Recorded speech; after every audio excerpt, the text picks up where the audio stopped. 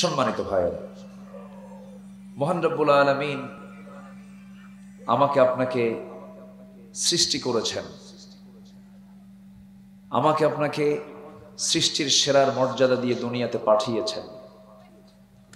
একটা লক্ষ্যে তিনি পাঠিয়েছেন। সে লক্ষ্যটা হলো কোনো কিছুই নয়, লক্ষ্য একটা, সেটা হলো বান্দার দায়িত্ব হলো কার গোলামি করা। আসতে বলবেন না, কার গোলামি করা? এক জায়গায় না সব জায়গায়? নামাজে আমরা কার গোলামি করি বলেন তো? আল্লাহর গোলামি করি।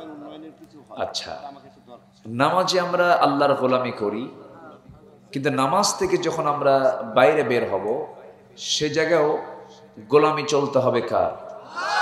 কার গোলামি করতে হবে? আল্লাহ। সুদ খাওয়া কার গোলামি? আসতে কয়। আচ্ছা, আপনারা কি বিরক্ত হচ্ছেন আমার উপরে? না সুদের নাম নিলাম আবার মানে বেকায়দায় মানে ফেলে দিলাম কিনা অনেকের, নাকি আলোচনা পাল্টায় ফেলবো, এরকম কিছু ভাবতেছেন নাকি?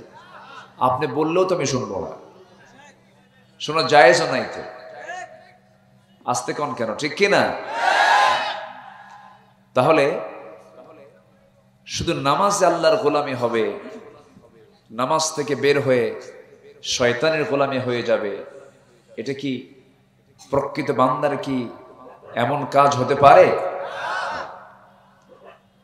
আল্লাহ রাব্বুল আলামিন নামাজ যখন শেষ হয়ে যাবে সেই সময় সুন্দর করে বান্দাকে সতর্ক করে দিচ্ছেন, فَإِذَا قُضِيَتِ الصَّلَاةُ فَانتَشِرُوا فِي الْأَرْضِ وَابْتَغُوا مِنْ فَضْلِ اللَّهِ وَاذْكُرُوا اللَّهَ كَثِيرًا لَعَلَّكُمْ تُفْلِحُونَ। জোরে বলুন আল্লাহু আকবার। যখন তোমার সালাত আদায় শেষ হয়ে যাবে, মসজিদে তোমার সেজদা দেওয়া শেষ হয়ে যাবে, সালাত যখন ফিনিশ হয়ে যাবে, সেই সময় তুমি মসজিদ আর অবস্থান না করে মসজিদ থেকে বের হয়ে যখন তুমি কোনো কাজ করতে যাবে, সেই সমস্ত কাজের ক্ষেত্রে তুমি আমি আল্লাহ আমার তুমি বেশি করে জিকির করবা। জোরে কোন সুবহানাল্লাহ।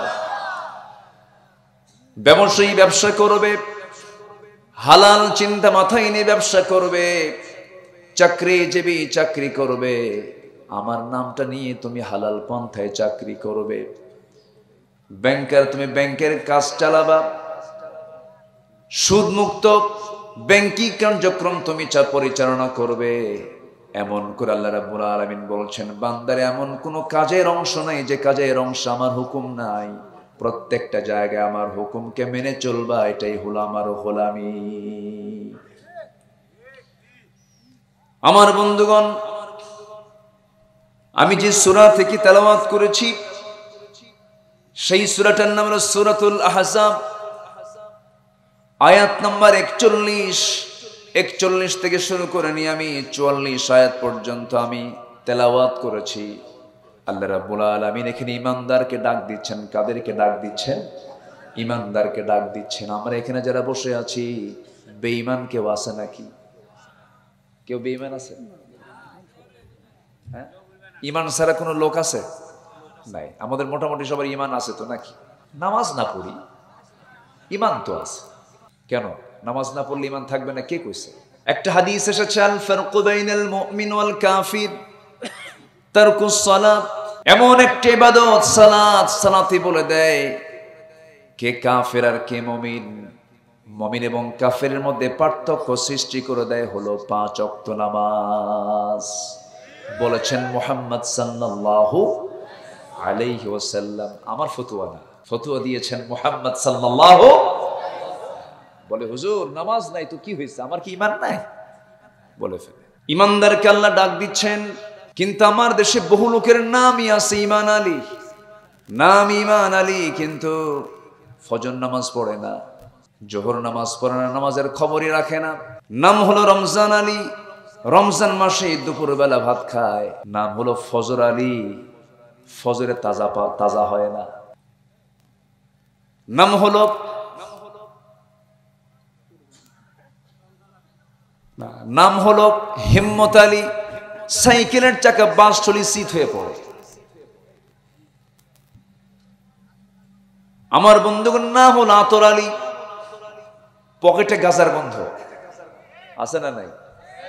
নাম দিয়ে তো কাজ হবে না, বংশ দিয়েও কাজ হবে না, নবীর সন্তান হয়েও লাভ হবে না, নবীর বাপ হয়েও লাভ হবে না। তার বড় প্রমাণ হলো ইব্রাহিম আলাইহিস সালাতু ওয়াস সালাম, আল্লাহর পয়গম্বর, তার বাপ হলো আজর মুশরিক। আল্লাহর নবী নূহ আলাইহিস সালাতু ওয়াস সালাম, তার ছেলে হলো কেনান কাফের। আমার নবীজি বিশ্ব নবী, তার আপন চাচা হলো আবু লাহাব, সে কাফের, একই বংশ, কুরাইশ বংশের মানুষ। আবু জেহেল কুরাইশ বংশ, আমার নবীজিও কুরাইশ বংশ।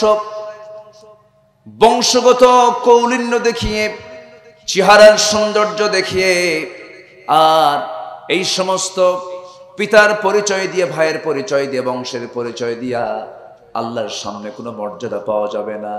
আল্লাহ বান্দাকে স্পষ্ট করে জানিয়ে দিলেন, ইন্না খালাকনাকুম মিন যাকারিন ওয়া উনসা ওয়া জাআলনাকুম শুউবান ওয়া ক্বাবাইলা লিতাআরাফু ইন্না আকরামাকুম ইনদাল্লাহি আতকাকুম। আমি তোমাদেরকে এক নর এবং নারী থেকে এই পৃথিবীতে পাঠিয়েছি, সৃষ্টি করেছি, বিভিন্ন ভাষা, গোত্র, বংশে ভাগ করে দিয়েছি, যেন তোমরা একে অপরকে চিনতে পারো। তোমাদের মধ্যে সেই বান্দাগুলো আমার কাছে সবচাইতে বেশি দামি, সম্মানিত, যে বান্দাগুলো আমি আল্লাহ আমাকে সবচাইতে বেশি ভয় করে, আমাকে সম্মান করে। জোরে বলে সুবহানাল্লাহ। ঈমান হলো সবচেয়ে বড় দৌলত। ঈমান আছে, তার দাম আছে। ঈমান নাই, তার কোনো দাম নাই। সেই ইমানদারকে আল্লাহ রাব্বুল আলামিন সুন্দর করে ডাক দিচ্ছেন। কোরআনে আল্লাহ রাব্বুল আলামিন বান্দাকে বিভিন্ন ভাবে ডাক দিয়েছেন। যেমন আল্লাহ তাআলা কিছু কিছু জায়গায় বলছেন, ইয়া আইয়ুহাল ইনসানু মা গাররাকা বিরাব্বিকাল কারীম আল্লাযী খালাকাকা ফাসাওয়াকা ফাআদালাকা ফি আইয়ি সূরাতিন মা শাআ রাক্কাবাক। জোরে বলুন আল্লাহু আকবার। এখানে ইনসান বলে সম্বোধন করেছেন, হে মানব মণ্ডলী। আরেক জায়গায় বলছেন, ইয়া আইয়ুহান নাসু উবুদু রাব্বাকুমুল্লাযী খালাকাকুম ওয়াল্লাযীনা মিন ক্বাবলিকুম লাআল্লাকুম তাত্তাকুন। জোরে বলুন আল্লাহু আকবার। আমার বন্ধুগণ, এরকম করে আল্লাহ রাব্বুল আলামিন ইয়া আইয়ুহান নাস বলে সম্বোধন করেছেন, ইয়া আইয়ুহাল ইনসান বলে সম্বোধন করেছেন। আল্লাহ রাব্বুল আলামিন এখানে হে ঈমানদার বলে সম্বোধন করে বলছেন, তোমরা জিকির করো সবচাইতে বেশি কার? কার জিকির করব আমরা? আল্লাহর জিকিরটা করব এক সময় না সব সময়? সকালে সন্ধ্যায় কার জিকির হবে? আল্লাহর জিকির হবে। অনেকে আমরা জিকিরের ব্যাখ্যা বুঝি না। আমার দেশে এমন জিকিরও আছে, জিকির করতে করতে বেহুশ হয়ে যায়, জিকির করতে করতে পাজামা থাকে না, আছে না নাই? জিকির করতে করতে লাফ মেরে আম গাছে ওঠে, জাম গাছে ওঠে, ভুল করে বড়ই গাছে চড়ে না। বড়ই গাছে কাঁটা আছে যে, এগুলো ভণ্ডামি। আমার ভাইয়েরা, জিকিরের ব্যাখ্যা যদি দিতে যাই একটু সময় লেগে যাবে। জিকিরের ব্যাখ্যা দেখার জন্য কোথাও যাওয়া লাগবে না, কোরআনটাই যথেষ্ট। আল্লাহ রাব্বুল আলামিন জিকিরটাকে এই নিয়ে বিভিন্ন জায়গায় এটার ব্যাখ্যা করে আবার অন্য জায়গায় কথা বলেছেন। জিকির মানে হলো নামাজ, জিকির মানে হলো কোরআন। ফাআইনা তাযহাবুন ইন হুয়া ইল্লা যিকরুল লিল আলামিন। কোথায় তুমি দৌড়াচ্ছ? সবচেয়ে বড় জিকির হলো তোমার জন্য কোরআনে কারীম। জোরে বলেন সুবহানাল্লাহ। তাহলে জিকির কি বলেন তো? কোরআন। কোরআন পড়লে কি জিকিরের হক আদায় হবে কিনা বলেন? আদায় হয়ে যাবে। আমার বন্ধুগণ, জিকির মানে হলো নামাজ, সালাত। إذا نودي للصلاة من يوم الجمعة فاسعوا إلى ذكر الله وذروا البيع ذلكم خير لكم إن كنتم تعلمون জোরে বলুন আল্লাহু আকবার। যখন তোমাদেরকে সালাতের জন্য ডাকা হয় সেই সময় তোমরা সমস্ত লেনদেন ব্যবসা বাণিজ্য সব বন্ধ করে জিকিরের জন্য তোমরা মসজিদে আসো। মসজিদে গিয়ে আমরা যে জিকিরটা করি সেই জিকিরের নামটা কি বলেন? সালাত। তাহলে বোঝা গেল জিকির মানে হলো কোরআন, জিকির মানে হলো সালাত। আবার সালাত যখন আদায় হয়ে গেছে, সালাত আদায় শেষান্তে মসজিদ থেকে বের হব, আল্লাহ তাআলা বলছেন এই সময় তুমি আমার জিকিরটা আরো বেশি করে করো। কাসীরা শব্দ আসছে, ওয়াযকুরুল্লাহ কাসীরা, আমার জিকিরটা তুমি বেশি করে, মানে নামাজ শেষ করে বাইরে যখন তুমি চলে যাবে যে কাজই করবা সেই কাজে বিধান আগে খুঁজে বের করবে। কার বিধান? আসতে বলবেন না, কার বিধান? বিড়ি খাওয়ার দোয়া কম। মসজিদ থেকে বের হয়ে বিড়ি খাওয়া লোক আছে না নাই? এদিকে আল্লাহর জিকির নাকি? আবার মাহফিলে এসে মাঝে মাঝে প্রশ্ন করে, হুজুর একটু বিড়ি খাওয়া বলেন, বিড়ি খাওয়ার কি জায়েজ আছে? মানে উনি জায়েজের চেষ্টায় আছে। বিড়ি খাওয়া জায়েজ না না জায়েজ এটার ফতুয়া সবচেয়ে শক্ত করে দিতে পারবে হলো ডাক্তাররা। পৃথিবীর কোন চিকিৎসক কোন ডাক্তার কি বলে বিড়ি খাওয়া ভালো? আজ থেকে বিড়ি খাওয়া ভালো কেউ বলে? তাহলে কিন্তু হুজুর কি বলতে পারে যে বিড়ি খাওয়া ভালো? যদি জাতি হিসেবে যদি দেখা হয় এই দেশের কত পার্সেন্ট লোক নেশাতে আছে বলেন তো? বলেন, নেশা তো বিড়ি কি নেশা না নাকি? আসতে কয়, চুপচাপ বসে আছে, কেউ কিছু কয় না। হুজুর কিছু কব না, আপনি কয়। আচ্ছা, বিড়ি কি খাদ্য যা খাইলে পেট ভরে? এরকম কিছু বলেন তো। আচ্ছা আচ্ছা, বিড়ি তাহলে কোনো খাদ্য না, তাহলে বিড়ি কি হবে বলেন তো? আসতে কয়, যা না খেলে মাথা করে, ভাল লাগে না, কেমন যেন মনে হয়। হ্যাঁ, কি করে?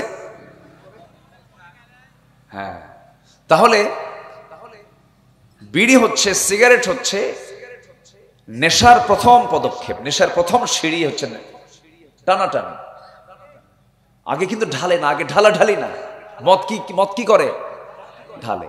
আর বিড়ি টানে। আগে টানাটানি না আগে ঢালাঢালি? আগে টানাটানি, এরপরে কি? ঢালাঢালি। বড় নেশার ছোট নেশা হলো এই নেশা।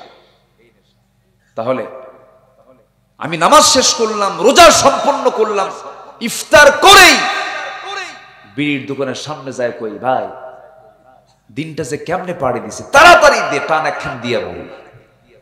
আছে না নাই? আমার বন্ধুগণ, এক সেকেন্ডের জন্য আল্লাহর জিকির থেকে নিজেকে দূরে রাখা যাবে না। এক সেকেন্ড আল্লাহর জিকির থেকে নিজেকে দূরে রাখা যাবে না, গাফেল রাখা যাবে না। আল্লাহ এই জন্য সুন্দর করে বান্দাকে ডাক দিয়ে বলছেন জিকির করবা কোন সময়? ওয়াসাব্বিহুহু বুকরাতাও ওয়া আসীলা। জোরে বলুন আল্লাহু আকবার।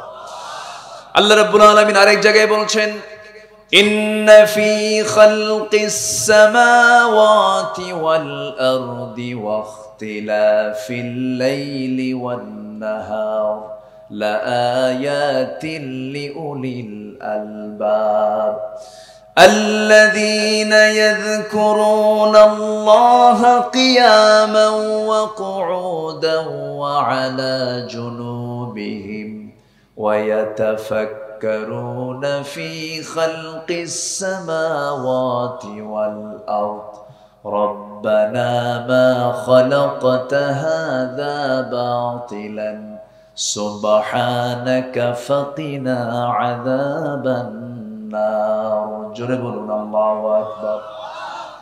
আমার বন্ধুগণ, আল্লাহ রাব্বুল আলামিন বলেন নিঃসন্দেহে আসমান সৃষ্টিতে, জমিন সৃষ্টিতে, রাত এবং দিনের আবর্তনের মধ্যে যারা বিচক্ষণ, যারা গবেষক, তাদের জন্য বহু গবেষণা আছে, বহু শিক্ষা আছে এর মধ্যে।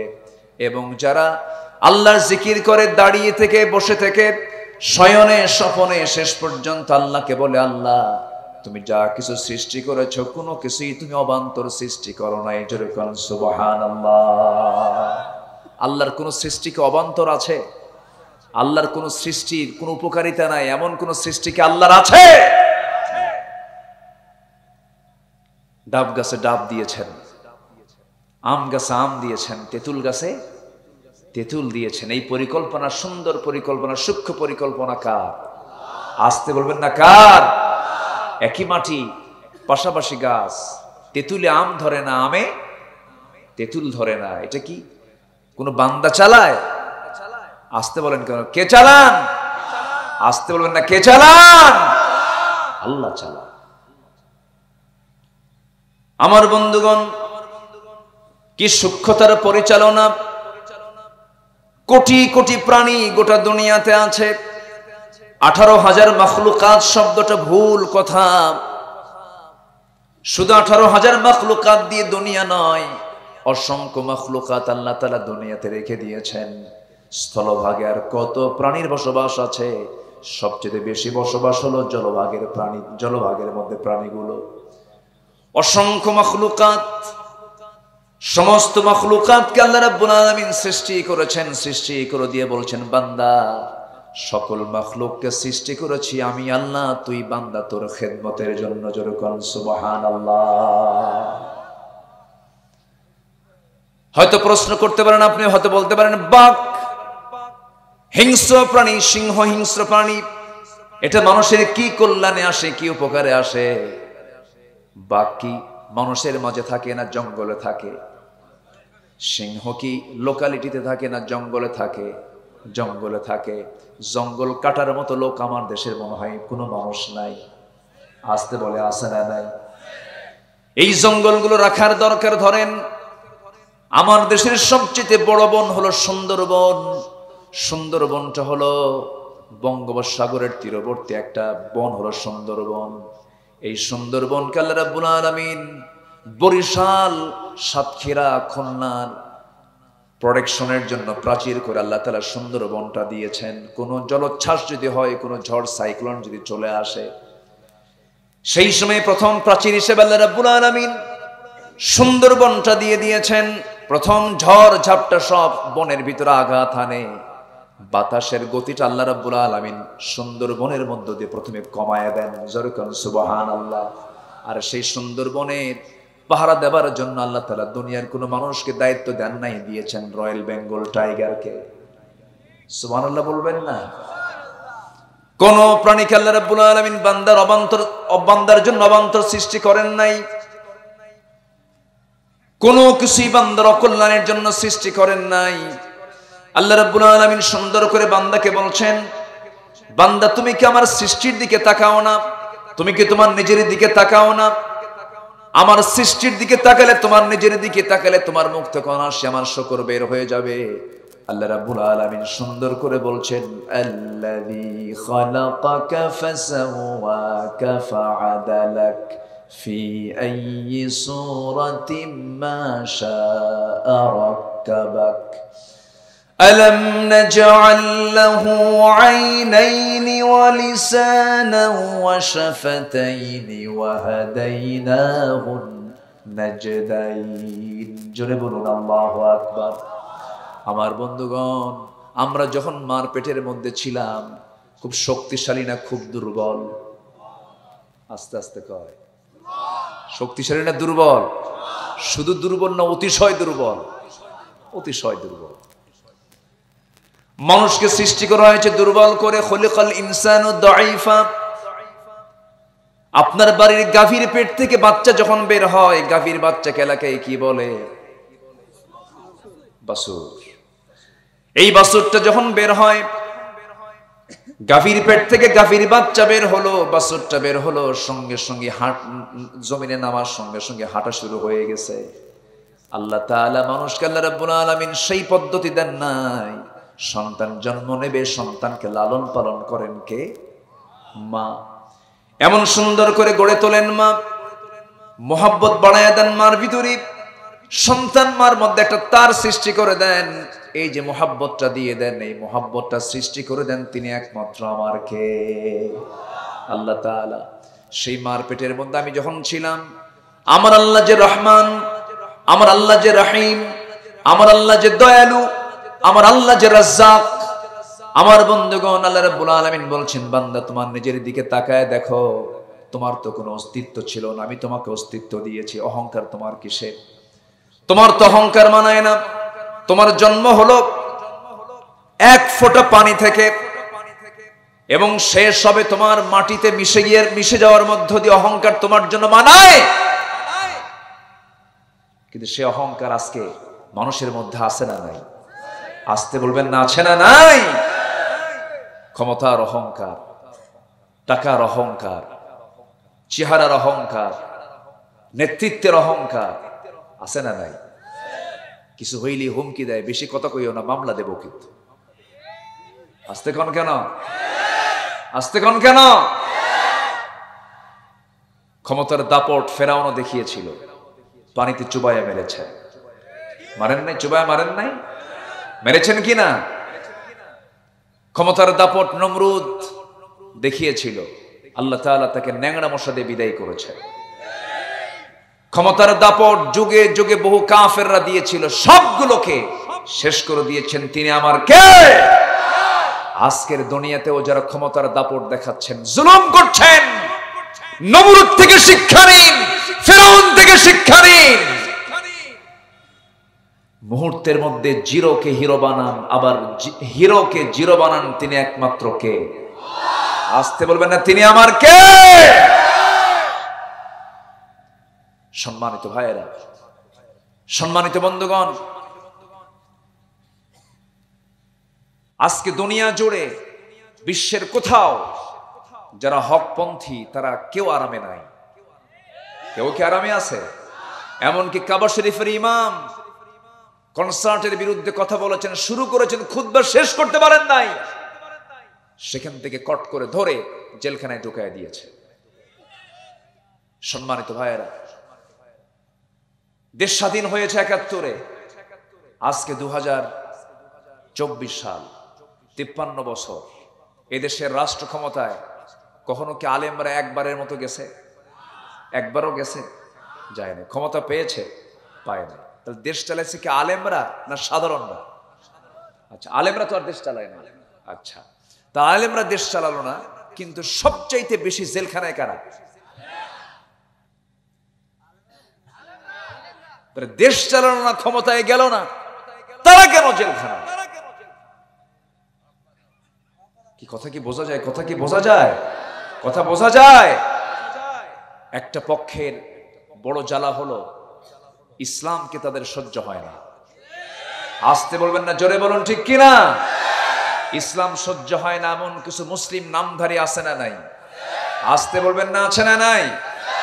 একজন মুসলমান এমন জাতীয় কথা বলতে পারে না, মাননীয় স্পিকার, আমার ছেলে বিয়ে করেছে কলকাতার গাঙ্গুলি পরিবারে, আমার বৌমা যখন ঢাকায় থাকে তখন সে ৫ ওয়াক্ত নামাজ পড়ে, যখন সে কলকাতা যায় তখন সে পূজাও করে। এই জাতীয় মানসিকতা, এই জাতীয় চিন্তা যাদের ভিতরে কাজ করে, লালন যারা করে, তারা কি প্রকৃত অর্থে তারা কি মুসলমান হতে পারে? আসতে বলে না, মুসলমান হতে পারে? ইসলাম আছে সে মুসলিম, ইসলাম নাই সে মুসলিম হতে পারে না। কথা অনেক আছে, আস্তে আস্তে করে বলবো। আমাকে সময় দিচ্ছেন তো নাকি? আমাকে সময় দিচ্ছেন তো নাকি? জোরে বলি ইনশাআল্লাহ। ইসলামকে মানতে হবে আংশিক না ১৬ আনা? ইসলামকে মানবো আমরা আংশিক না পুরোপুরি? পুরোপুরি। আংশিক ইসলাম মানা নাম ইসলাম নয়, মুসলিম নয়। ইসলামকে পুরোপুরি মানতে হবে। ইসলামকে আংশিক মানা যাবে না। আল্লাহ বলছেন, তুমি আমার স্মরণ করো সকালে সন্ধ্যায়, মানে হলো সকালেও আমার হুকুম মেনে চলবে, সন্ধ্যা আমার হুকুম মেনে চলবে। নামাজটা পড়বে তুমি সকাল সন্ধ্যায় ৫ ওয়াক্ত নামাজ পড়বে। আমার দেশে ৫ ওয়াক্ত মুসল্লি বেশি না, সাপ্তাহিক মুসল্লি বেশি। সাপ্তাহিক মুসল্লি বেশি না বাৎসরিক মুসল্লি বেশি? বলেন বাৎসরিক মুসল্লি আমার দেশে আছে, সাপ্তাহিক মুসল্লি আমার দেশে আছে, আবার মাসিক মুসল্লিও আছে। রমজান মাস যখন চলে আসে, রমজান মাসের তার বুজুর্গি দেখে মনে হয় জিব্রাইল ফেল আছে না? নামাজ ধরছে, সারা মাস নামাজ রোজার মধ্য দিয়ে মহাব্যস্ত, সুন্দর করে রমজান মাসটা পার করলো। রমজানের পরের দিন, ঈদের দিন, সারাদিন আড্ডা টাড্ডা মেরে সন্ধ্যার পরে মদ খায় শীত হয়ে পড়ে আছে। ইসলাম তো শুধু রমজান মাসের জন্য নয়, ইসলাম তো শুধু শুক্রবারের জুমার নামাজের মধ্য দিয়ে নয়। ইসলামটাকে মানবো আমরা একদিন না সব দিন, 1 মাস না 12 মাস, 1 ঘন্টা না 24 ঘন্টা। আমি যখন আমার স্ত্রীর সঙ্গে রাত্রিবেলা শুয়ে থাকবো, সেখানেও ইসলাম আছে না নাই? আসতে বলবেন না আছে না নাই? কিন্তু সেই স্ত্রী হতে হবে অন্যের স্ত্রী না নিজের স্ত্রী, এটা যেন মনে থাকে। অন্যের স্ত্রী হলে গুনাহ হয়ে যাবে, অন্য নারী হলে গুনাহ হয়ে যাবে। আল্লাহ কোথাও বলেন নাই তুমি সহবাস করো না, তুমি নারীকে তোমার কাছে টেনে নিও না, তোমার নারীকে তোমার কাছে টানতে হবে, কারণ না টানলে তো আমার বান্দা পৃথিবীতে আসবে না। আমার বান্দা আসার জন্য নারী পুরুষকে এক জায়গায় হতে হবে, কিন্তু সেটা হতে হবে জেনা না বিয়া, জেনা না বিয়া। আজকের সমাজে জেনা করা সহজ না বিয়ে করা সহজ? বলেন, জেনা করা সহজ? জেনাটা আজকে ইজি হয়ে গেছে। আর জেনাকে সহজ করার জন্য কিছু কিছু দিন আমার দেশে যাপন হয়, পালিত হয়। তার মধ্যে একটা মাস এখন চলতেছে বৈশাখ। হলুদ শাড়ি পরে বৈশাখের প্রথম দিনে কপত কপতি জোড়ায় জোড়ায় গিয়ে জোড়ায় জোড়ায় বসে বসে পান্তা খায়। গরিব কষ্টে পান্তা খায়, এরা আনন্দে পান্তা খায়, গরিবের সঙ্গে তামাশা করে। ঠিক কিনা? গরিব খায় কষ্টে পান্তা, এরা একদিন বছরে পান্তা খায়, গরিবের সঙ্গে তামাশা করে। এসো হে বৈশাখ। হ্যাঁ হ্যাঁ, আমার বন্ধুগণ, জেনা করার মাধ্যমগুলোকে আজকে এগুলোকে ব্যবহার করা হচ্ছে। Pohela Boishakh, 31শে December, 31st night, আকাম কুকামের জন্য সেই রাতকে বরাদ্দ করেছে। এরপরে 14ই ফেব্রুয়ারি বিশ্ব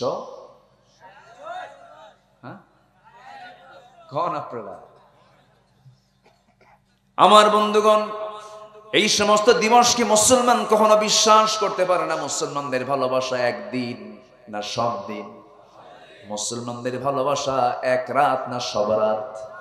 মুসলমানের ভালোবাসা এক সময় না সব সময়? যাদের ভালোবাসা গোটা বছর নাই, তারা একদিন ভালোবাসে, সারা বছর শত্রুতা করে। ঠিক কিনা? আমাদের ভালোবাসা কি চলমান না ব্রেক? চলমান। যারা ব্রেকআপ মারে, ব্রেকআপ বোঝেন তো? যুবকরা ঠিকই বুঝতেছে, কিন্তু হুজুর কোন দিক দিয়ে মারতেছে। ভালো করে যুবকরা নোংরামি করবা না, আল্লাহর জিকির করবা। যখন তুমি কোনো অসৎ কাজের দিকে যাবে, সেই সময় তোমাকে স্মরণ করতে হবে কার? আল্লাহর স্মরণ করলে কি পর নারীর দিকে নজর যাবে?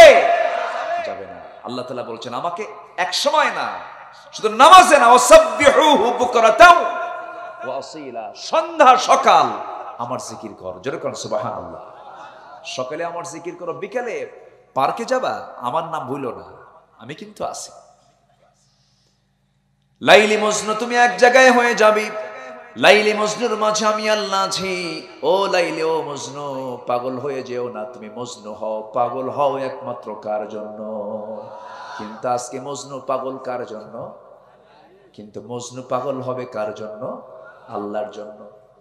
ইউসুফ পাগল হয়েছেন জুলাইখের জন্য না আল্লাহর জন্য? কার জন্য? আল্লাহর জন্য পাগল ছিলেন। ইউসুফ ইসলাম কি প্রেম করেছেন কোন নারীর সাথে? আচ্ছা, প্রেম কি নারীর সাথে কি বিয়ার আগে হয় না বিয়ার পরে হয়? কিন্তু আমার দেশে কখন হয়? আগে হয়। কি জানো, ও না প্রেম করে। হ্যাঁ, এরকম বলে না, জানো ও না প্রেম করে। আচ্ছা, প্রেম শব্দটা বিয়ের আগে কি এটা মানায় বলেন তো? বিয়ের আগে প্রেম হয় না জেনা হয়? আজ থেকে প্রেম হয় না জেনা হয়? তাহলে এই জেনার কাজ কি কলেজের সামনে নাই? আজ থেকে হয়। কলেজের সামনে আছে না নাই? ভার্সিটির বারান্দায় আছে না নাই? পার্কে আছে না নাই? রাস্তাঘাটে আছে না নাই? তাহলে এই সমস্ত জনপদগুলো হয়ে গেছে কি প্রেমের জায়গা না জেনার জায়গা? সমস্ত শিশু পার্কগুলো দখল করেছে শিশুর খালারা। শিশুরা আছে, মার নাম দিছে পৌর শিশু পার্ক, কিন্তু ওই জায়গায় কোনো শিশুই নাই, সব শিশুর খালা বসে আছে, সারাদিন গল্প করে, তুমি আমার আমি তোমার, কোনো ভাষা নাই আর। এই নোংরামিগুলো করো না যুবকরা। ইউসুফকে দেখো কি করেছেন, তিনি জেল খেটেছেন, তবু বাতিল শক্তির কাছে মাথা নত করেননি, নোংরামি কাজে যান নাই। হাসতে হাসতে জেলখানায় চলে গেছেন।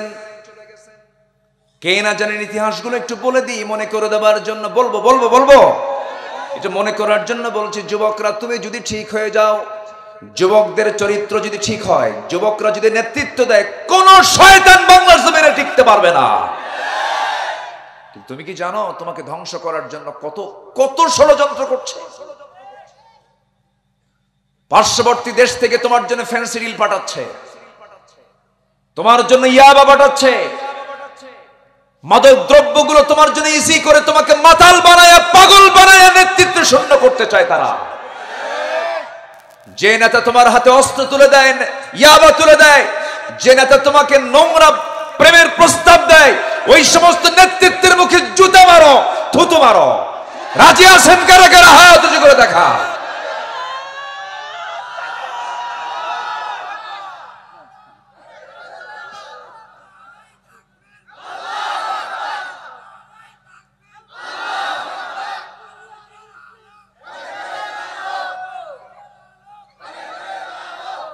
আল্লাহ কবুল করুন, জোরে বলি আমিন, আরো জোরে আমিন।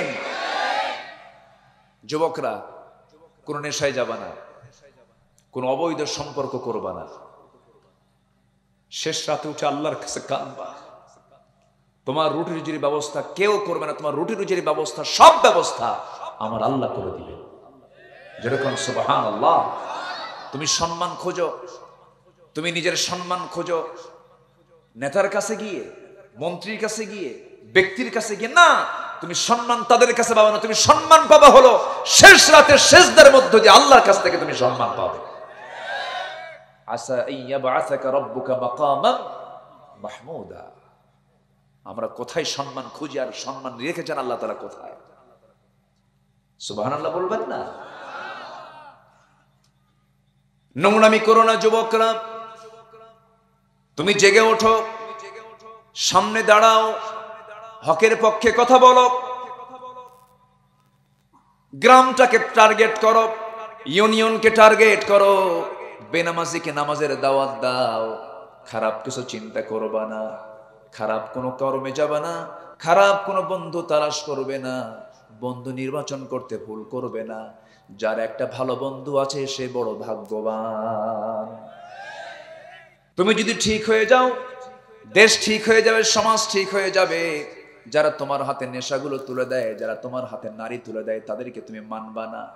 কারণ এই দুনিয়ার জীবনটা খুব ক্ষণিকের জীবন, সময়টাকে নষ্ট করা যাবে না। এই দুনিয়ার প্রত্যেকটা সেকেন্ডকে কাজে লাগানোর জন্য আল্লাহ তাআলা বলছেন ভালো কাজ করো না খারাপ কাজ করো। আল্লাহ রাব্বুল আলামিন বলেন হুয়াল্লাযী খালাকাল মাউতা ওয়াল হায়াতা লিয়াবলুয়াকুম আইয়ুকুম আহসানু আমালান ওয়া হুয়াল আজিজুল গফুর। জোরে বলুন আল্লাহু আকবার। তিনি সেই মহান সত্তা যিনি মৃত্যু এবং জীবন সৃষ্টি করেছেন যেন তিনি বুঝে নিতে পারেন তোমাদের মধ্যে কোন কোন বান্দাগুলো ভালো আমল করে আসলো। আমার বন্ধুগণ, আমার রাসূল বিভিন্ন সময় বিভিন্ন নসিহা করতেন, বিভিন্ন সময় বিভিন্ন ওয়াজ করতেন। আমার নবীজি একদিন কোন একটা ওয়াজে বললেন, ও আমার সাহাবীরা শোনো, তোমরা যদি আমাকে 6টা জিনিসের নিশ্চয়তা দিয়ে দাও, আমি তোমাদেরকে জান্নাতের নিশ্চয়তা দেব। আল্লাহু আকবার বলেন। কয়টা জিনিসের? কয়টা? শিখে যাব আমরা, শিখবো না ইনশাআল্লাহ? তোমরা আমাকে বায়উনি, তোমরা আমাকে 6টা জিনিসের নিশ্চয়তা দাও, তোমরা আমাকে নিশ্চয়তা দিয়ে দিবে, আমি তোমাদেরকে জান্নাতের নিশ্চয়তা দিয়ে দেব। এই কথা বলে রাসূল বললেন, যখন তোমরা কথা বলবে সত্য কথা বলবে। যে নেতাগুলো ঘন ঘন মিথ্যা কথা বলে মুখে জুতা মারবেন, আছে না নাই? মিথ্যা কথা, মিথ্যার নেতৃত্ব কখনো কল্যাণময় হতে পারে না। আধুনিক বিশ্বের, আমরা আধুনিক বিশ্ব বলি কিন্তু আধুনিক না, এটা কি আধুনিক না জং ধরা? গোটা দুনিয়ার এখন রাজনীতির মূল পুঁজি হয়ে গেছে মিথ্যা। মূল পুঁজি কি? মিথ্যা। পলিটিক্স মানে অন্যকে হারানোর জন্য যে কোনো পন্থা অবলম্বন করাই হলো পলিটিক্স। নোংরা, এটা কি? নোংরা। অথচ রাজনীতি করেছেন মিথ্যা ছেড়ে সম্পূর্ণ সত্যের উপরে মুহাম্মদ সাল্লাল্লাহু। তিনি কি দেশ চালান নাই? তিনি কি রাষ্ট্র চালান নাই? তিনি কি বিচার করেন নাই? করেছেন। আমার বন্ধুগণ, রাসূল বলছেন, তুমি আমাকে 6টা কাজের নিশ্চয়তা দেবে, আমি তোমাকে জান্নাতের নিশ্চয়তা দিয়ে দেব। নাম্বার 1, যখন তুমি কথা বলবে সত্য কথা বলবে। ইদা, যখন তুমি ওয়াদা করবে ওয়াদা ঠিক রাখবে। নাম্বার 2, নাম্বার 3 হলো তোমাদের কাছে কোনো কিছুর আমানত রাখলে পরে আমানতটা রক্ষা করবে। নাম্বার 4 হলো তোমরা তোমাদের সতীত্ব রক্ষা করবে, তোমার যৌবনকে কন্ট্রোল করবে। তুমি কি জানো, যৌবন কন্ট্রোল যদি করো, আমি আল্লাহ তাআলা আমি তোমাকে আরশে আজিমের ছায়ার মেহমান বানায়া দেব। আল্লাহ রাব্বুল আলামিন আবার নিচে বলছেন, কোন মুমিনরা সফল, কোন ইমানদাররা সফল? যাদের মধ্যে 7টা কাজ থাকবে। কয়টা কাজ? 7টা কাজ থাকবে। قد أفلح المؤمنون الذين هم في صلاتهم خاشعون والذين هم عن اللغو معرضون والذين هم للزكاة فاعلون والذين هم لفروجهم حافظون إلا على أزواجهم أو ما ملكت أيمانهم فإنهم غير ملومين فمن ابتغى وراء ذلك فأولئك هم العادون والذين هم لأماناتهم وعهدهم راعون والذين هم على صلواتهم يحافظون أولئك هم الوارثون الذين يرثون الفردوس هم فيها خالدون জোরে বলুন আল্লাহু আকবার। ওয়াস্ত বেশি লাগে না। এই যে আয়াতটা বললাম, এই আয়াতগুলোর অর্থগুলো যদি আমরা জেনে বুঝে আমল করি, এই আয়াত কয়টা আমাকে জান্নাতের দরজায় নিয়ে চলে যাবে। নাম্বার 1 হলো ওই সমস্ত বান্দাগুলো সফল যারা 1 নম্বরে যারা নামাজটাকে সুন্দর করে কন্টিনিউ করবে, রেগুলার করবে, সুন্দর করে আদায় করবে। নামাজ পড়বে কার খুশির জন্য বলেন?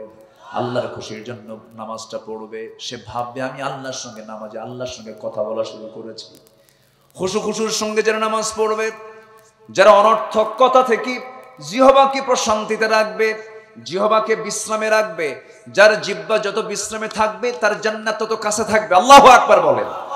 বেশি কথা হবে বেশি ভুল হবে, কম কথা হবে কম ভুল হবে। কথা বলবো কম, কাজ করব বেশি। কাজ বেশি বেশি করব, কিন্তু কথাটা যতটুকু পারি কম বলার চেষ্টা করব। কম বলেছেন মুহাম্মদ সাল্লাল্লাহু আলাইহি ওয়াসাল্লাম।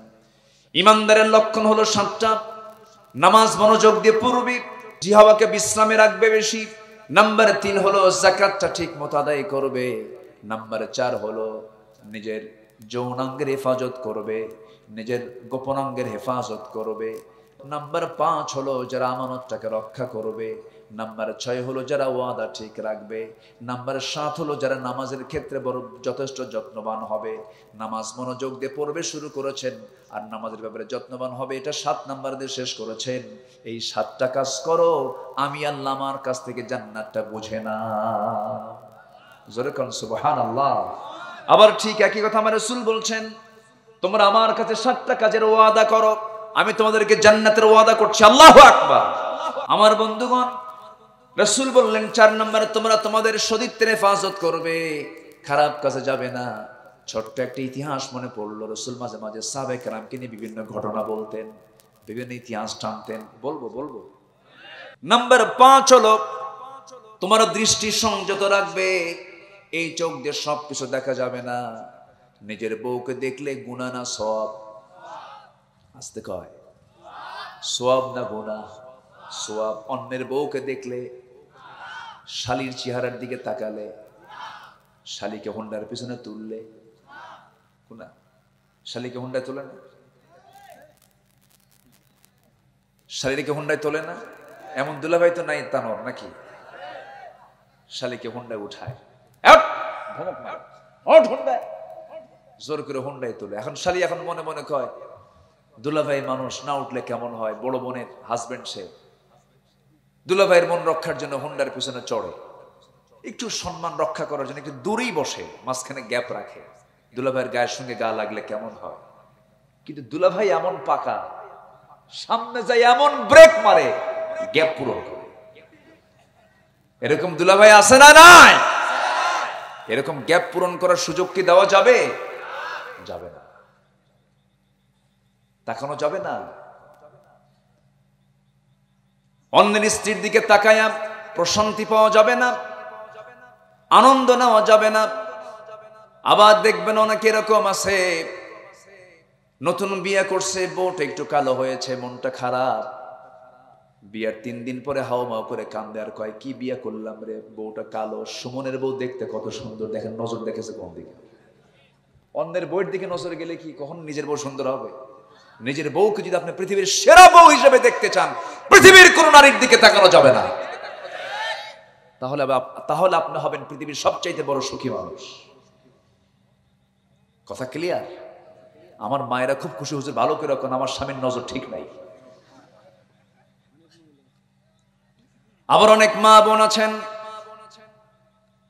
সুন্দর করে ড্রেসগুলো পরতে হবে স্বামীকে খুশি করার জন্য। যে মেয়ে তার স্বামীকে সকালবেলা সন্তুষ্ট করবেন, সন্ধ্যা পর্যন্ত ফেরেশতারা তার জন্য দোয়া করবেন। এই জন্য মাদের দায়িত্ব হলো সুন্দর পোশাক আশাক পরে, সুন্দর করে সাজগুজ করে কাকে খুশি করা? আসতে কয় আরো জোরে কন, স্বামীকে সন্তুষ্ট করা। কিন্তু মেয়েরা স্বামীর সামনে সাজে না, মার্কেটে গিয়ে সাজে, কারে দেখায়?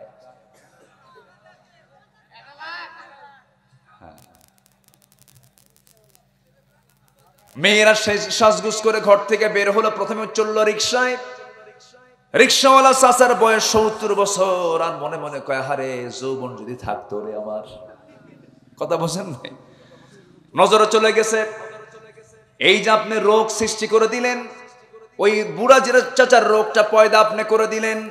রিক্সা থেকে নামলো, রিক্সা থেকে নেমে সেন্ট একখান মাখায়া, চুলটা ছেড়ে দিয়া, হাই হিল পরে, আশকারা মাস্কারা লাগায়া, সেন্ট লাগায়া মার্কেটের মধ্যে ঢোকে। যুবকরা যখন মেয়েটার দিকে তাকায়, একে অপরকে দিকে তাকায় তাকায় বলে, আর বলে গেল রে গেল, মাল গেল। এই যে নোংরামিগুলো শুরু হয়ে গেল। যদিও কথাগুলো শুনতে একটু খারাপ লাগতেছে, হয়তো কতগুলো শুনতে আপনার কাছে কেমন যেন দৃষ্টিকটু মনে হচ্ছে, কিন্তু এমন জাতীয় শব্দ চয়ন আছে না নাই? আসতে বলবেন না, আছে না নাই? তাহলে এই ক্ষেত্রে শুধু পুরুষ দায়ী না নারীরাও দায়ী? নারীদের দোষ আছে না নাই? শুধু পুরুষ নির্যাতন হয় না নারীও নির্যাতন হয়? নারীও নির্যাতন হয়, পুরুষও নির্যাতন হয়। কিন্তু আমার দেশের মামলা যত আছে সব পুরুষ নির্যাতন না নারী নির্যাতন? বলেন বলেন, মামলা হয় কিসের নির্যাতনের? পুরুষ নির্যাতনের না নারী নির্যাতন?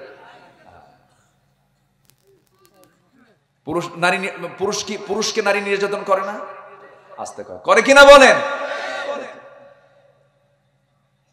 রাগ করতেছেন? বলবো কথাগুলো বলবো। স্বামীকে ধমক মারে, স্বামীর সঙ্গে রূঢ় আচরণ করে। স্বামীটা যদি একটু অসুস্থ হয়ে যায়, অথবা স্বামী যদি একটু কালো হয়, স্বামীর চেহারা হয়তো বইয়ের চেহারা একটু ভালো, স্বামীর চেহারা একটু কালো, ভালো কালো সুন্দর চেহারা অসুন্দর চেহারা কে করে দিয়েছেন? আসতে বলবেন না, কে করে দিয়েছেন? হয়তো বিয়ে করতে নিয়ে কালো মানুষটা সুন্দর বউ পাইছে, সুন্দর বউটা বিয়ে করছে, কিসমতে জুটে গেছে। কিন্তু রাগারাগি উঠলেই কিছু সুন্দরী মহিলা আছে, স্বামীকে একটা খোঁটা দিয়ে বলে, তোমার সঙ্গে যে আমার বিয়ে হয়েছে তোমার 14 গোষ্ঠীর কপাল। এরকম কিছু মহিলা মনে হয় তানরে নাই, আছে না নাই? বারবার খোঁটা দিয়া কয়, চেহারাটা দেখো আয়নার দিকে, হ্যাঁ, তোমার সঙ্গে যে আমার বিয়ে হয়েছে তোমার 14 গোষ্ঠীর কপাল। এরকম করে খোঁটা মারা যাবে না, রূঢ় আচরণ করা যাবে না, খারাপ কোনো ব্যবহার করা যাবে না, খারাপ কোনো বাক্যালাপ করা যাবে না। ঘন ঘন কিছু কিছু মহিলা আছে রাগের মাথায় কয় তালাক চাই, বারবার তালাক চাই, তালাক দাও তালাক দাও। এমন মহিলা আছে না নাই? যারা ঘন ঘন তালাক চাবে তারা জান্নাতি না জাহান্নামী? বলে জাহান্নামী। স্বামীকে সম্মান দিয়ে কথা বলতে হবে। আল্লাহ তাআলা স্বামীকে সম্মান মর্যাদা দিয়েছেন, বউয়েরও সম্মান আছে, মর্যাদা আছে। অবশ্যই কি অবশ্যই আমরা বলবো না কেন, অবশ্যই সম্মান আছে, মর্যাদা আছে। কিন্তু স্বামী বউ যখন নামাজে দাঁড়াবে, ইমামটা হবে কে? 3 মাস স্বামী আর 3 মাস বউ, নাকি? না সারা জীবনের জন্য স্বামী? কি ইমাম কে হবে বলেন? ইমাম কে হবে? স্বামী হবে ইমাম। ইমাম হয়ে যাবে স্বামী। আর রিজালু কাওয়ামুনা আলান নিসা, পুরুষরা হবে নারীর পরিচালক। কিন্তু আজকে কি হয়ে গেছে? পরিচালক কি হয়েছে এখন? বলেন কে হয়েছে? নারী হয়ে গেছে পরিচালক। স্বামীকে ধমক দিয়ে বলে, তুমি কিছু বোঝো? তুমি তো কসু বোঝো, ধমক মারে। আমার মা, আমার নবীজির কাছে একজন সাহাবী, মহিলা সাহাবী এসে রাসূলকে বললেন, ইয়া রাসূলুল্লাহ, মদিনায় আপনি হিজরত করে আসলেন, সব সাহাবীরা কত কি দান করলো, আমি আপনাকে কিছুই দিতে পারলাম না। আমার কলিজার টুকরা সন্তান আনাসকে আপনার খেদমতে দিয়ে দিলাম। সেই মহিলার নামটা হলো উম্মে সুলাইম রাদিয়াল্লাহু তাআলা আনহা। তার কলিজার টুকরা সন্তান আনাস বিন মালিকের বাবা মালিক যখন দুনিয়া থেকে বিদায় হয়ে গেছে, উম্মে সুলাইমকে একজন বিয়ের প্রস্তাব দিয়ে দিল, তালহা তার নাম। তিনি বললেন, তুমি আমাকে বিয়ে করতে পারো, তবে একটা শর্ত হলো, আমি তোমার কাছ থেকে কিছু নেব না, তুমি কালিমা পড়বা, কোরআন পড়ে মুসলমান হয়ে যাবা। যেরকম সুবহানাল্লাহ। ইসলাম কবুল করলেন, মুসলমান হয়ে গেলেন। আল্লাহ তাআলা তাদের ঔরসে একটা সন্তান দিয়ে দিলেন। সেই সন্তানটার বয়স 6 থেকে 7 বছর হয়ে গেল। উম্মে সুলাইমের স্বামী গেছেন বিদেশে ব্যবসা করার জন্য। 6 দিন থাকার পরে 7তম দিনে তিনি দেশে ফিরবেন, বাড়িতে ফিরবেন। 7ম দিন সকালবেলা উম্মে সুলাইম দেখতে পেলেন তার একমাত্র কলিজার টুকরা সন্তানটা সকালবেলা মারা গেছে। সন্তান লাশ হয়ে পড়ে আছে। কিন্তু স্বামীটা 7 দিনের মাথায় তিনি বাড়িতে আসবেন।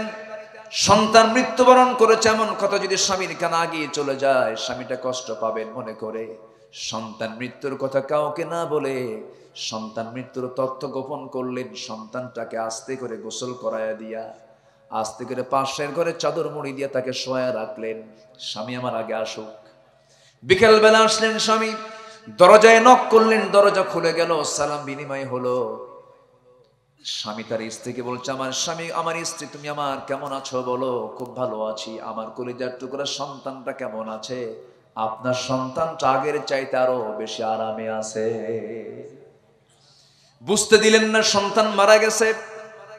কিতাবের মধ্যে আসছি, উম্মে সুলাইম তার স্বামীকে সন্তুষ্ট করার জন্য তার সঙ্গে চিত্ত বিনোদন করলেন, সহবাস হয়ে গেল। দীর্ঘ সময় যখন ঘরে সময়টা পার করছেন, স্বামী বলছেন, আমার স্ত্রী, অনেকক্ষণ সময় হয়ে গেল, ঘরের মধ্যে আমার সন্তানের কোনো আনাগোনা পাচ্ছি না, আমি আমার সন্তান কোথায় বেড়াতে গেছে, আমার সন্তানটা কোথায় গেল বলো। চোখের দিকে তাকায় দেখেন উম্মে সুলাইমের চক্ষু বেয়ে টপ টপ করে পানি পড়ছে। বুঝতে আর দেরি হলো না। এবার স্বামী বলছে, আমার স্ত্রী, তোমার চোখের পানি প্রমাণ করছে আমার সন্তানের কোনো বিপদ হয়ে গেছে। এবার বলছে, আমার স্বামী গো, মন খারাপ করবেন না, আপনার সন্তানটা এমন দেশে বেড়াতে গেছে যে দেশ থেকে মানুষ আর কোনোদিন ফিরে আসে না। সঙ্গে সঙ্গে স্বামী বলছে, আমার স্ত্রী উম্মে সুলাইম, আমার সঙ্গে তুমি এমন আচরণ করলে কেন? আমাকে তো আগেই বলতে পারতে। আমি একটু মনক্ষুণ্ণ হলাম, নবীর কাছে গিয়ে তোমার কথা আমি বলবো, রাসূল দেখি কি বিচার করেন।